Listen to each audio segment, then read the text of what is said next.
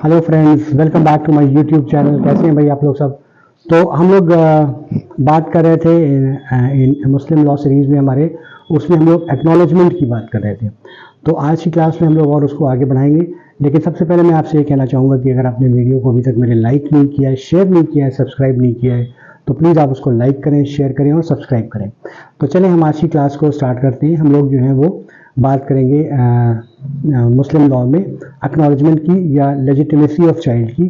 तो we'll see the Muslim law in comparison to your Indian evidence act. जो Indian evidence act है उसके section 112 या भारतीय साक्ष्य अधिनियम 2023 का जो सेक्शन 116 है, that talks about the marriage, that is birth during the marriage, conclusive proof of legitimacy.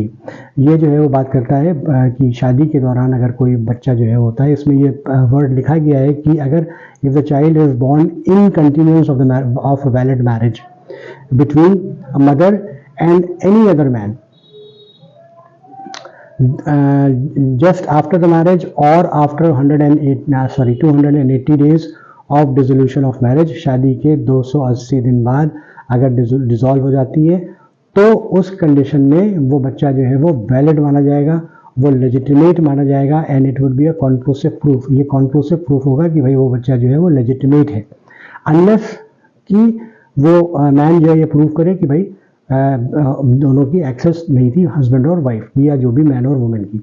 ठीक है, तो ये आपका जो इंडियन एविडेंस एक्ट है या भारतीय साक्ष्य अधिनियम 2023 ये बात कहता है, सेक्शन 116 भारतीय साक्ष्य अधिनियम का या 112 इंडियन एविडेंस एक्ट 1872 का जो ओल्ड एक्ट था।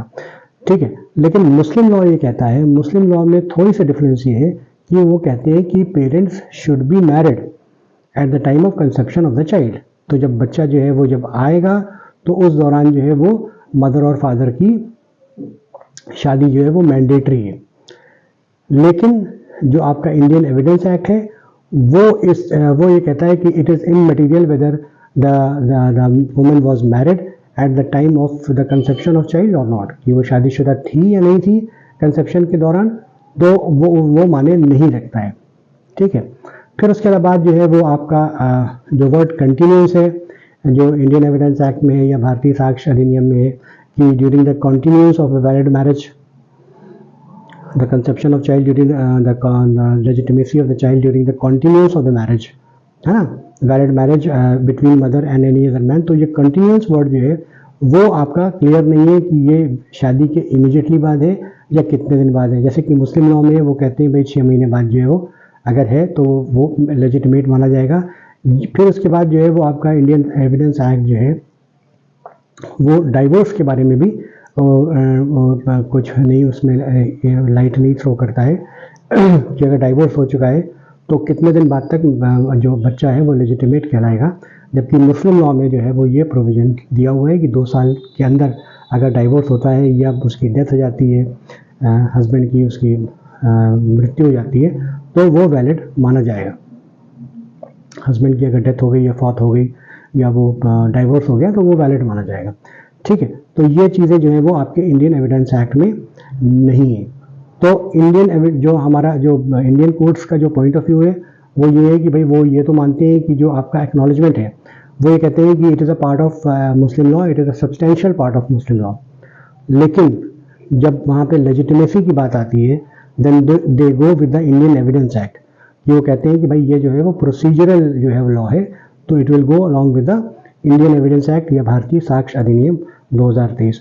तो ये मैंने थोड़ी सी आपसे बातें जो है वो आज शेयर की about the acknowledgement and legitimacy. तो I hope you have enjoyed my class.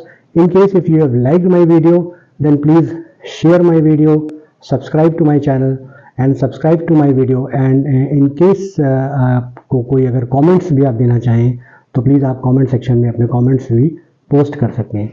तो thank you and keep watching and we'll meet in the next class.